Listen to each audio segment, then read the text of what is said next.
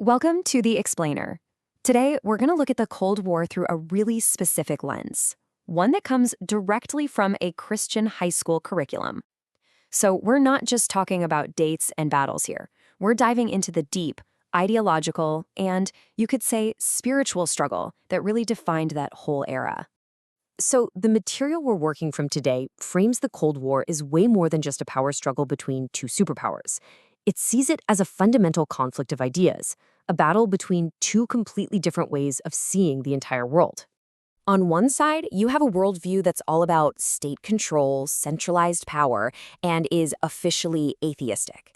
And on the other, a system built on individual liberty and personal moral responsibility, which this curriculum connects directly to core Christian values. This tension, this clash right here, is really the engine for the whole story we're about to unpack. Okay, so here's our game plan. We're going to walk through this perspective in 5 parts. We'll look at the War of Worldviews, then the price of division, followed by aid, justice, and war. After that, we'll hit truth behind the Iron Curtain and wrap it all up with what it means to have a worldview on history. So, now that we've got those two opposing worldviews set up, let's look at the first major consequence the curriculum points to, the price of division. And this wasn't just a political thing. It's presented as something with some really deep spiritual meaning. Right off the bat, the curriculum drops a theological anchor with this statement. The point here is that the division that just spread across the globe after World War II, literally splitting the world in half, flew right in the face of a biblical ideal of unity. And this division wasn't some abstract concept. No way. It was brutally real. It sliced up entire countries like Germany, it cut cities like Berlin into pieces, and it tore people apart in places like Korea. It really set the stage for decades of conflict and human pain. So the source material wants us to stop and think about this on a really human level. Seriously, imagine your hometown was suddenly cut in two by a wall. What happens to your family on the other side? What happens to your job? How do you even go about your daily life? It really forces you to think about the real-world impact of these massive political decisions. Now, this is where it gets super interesting. We get to see how these sources take biblical ideas and apply them to huge Cold War events.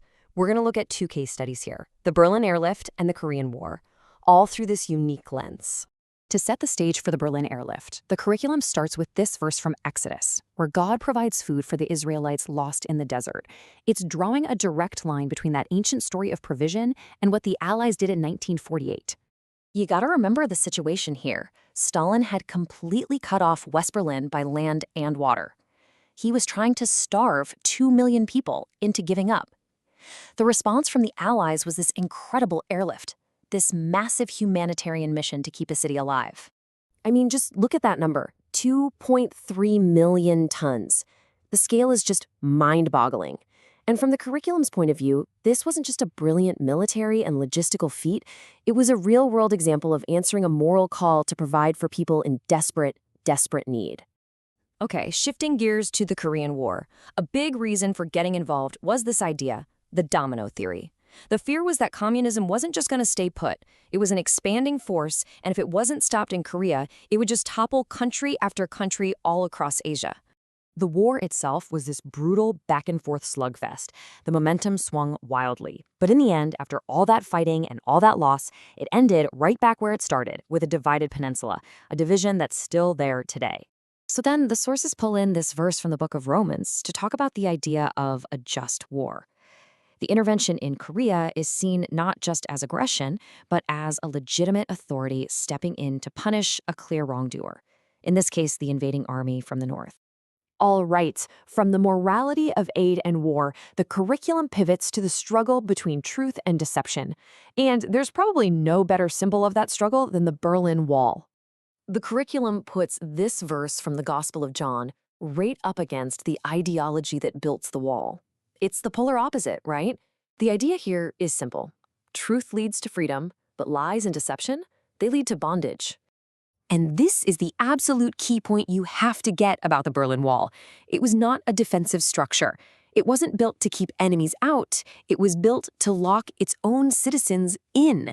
It was basically a giant concrete confession that the system was so bad, people would flee if they had the chance.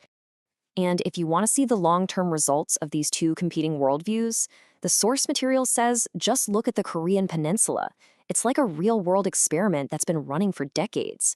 You have one side, isolated and poor, and the other, a free, thriving economic powerhouse. The contrast couldn't be more stark. Okay, let's pull the lens all the way back now for our final theme. This is really the main point of the whole curriculum. It's not just about the Cold War. It's about using a biblical worldview as a lens to understand all of history. The sources really lean into this theme of God's sovereignty over history. The argument is that even in the middle of all the chaos, the human conflict, the politics, there's a bigger divine plan unfolding that's guiding the course of nations. So if you're taking notes, here are the main takeaways from this perspective. 1. History isn't random. It's a stage where moral and spiritual truths play out. 2. What you believe, your worldview, has massive real-world consequences. 3. Truth and freedom are ideas that are aligned with a biblical framework.